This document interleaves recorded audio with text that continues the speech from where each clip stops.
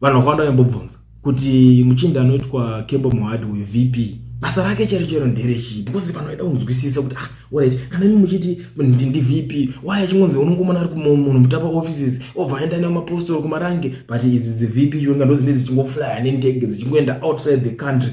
But nhasi muri yeZimbabwe ndiri kuuya panapa nenyaya yandiri kusangana nayo yakaita kusiyana mbijana. I think for the pakunzwika munzeve dzevanhu tingangoti for the first time or second time, third time, whatever, pari kunzi VP Kembo Mohadi has arrived in Tehran, Iran, to witness the inauguration of Iran President-elect Mohammad Pezeshkian tomorrow.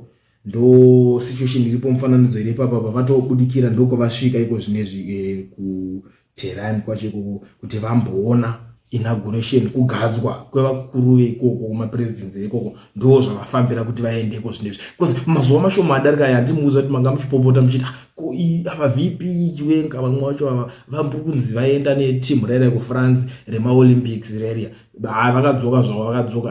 Hata tinazokuudza izvo kuti vatodzoka munyika vanga variko kuHICC vachitaura hanzi sadhaki chinchi yaitwe ndo yavanga vakatofambira. Saka apa vanenge vakumbopananawo marose kuti iwo since iwo uri second vice president chiendawo kwakati uchinofanirwa unobatawo ikoko. Ndo situation yanga iripo yanga ichiitika paground. But iko zviri zvimuri yeZimbabwe ndo nawo nayo zvekare ndakakubatirai.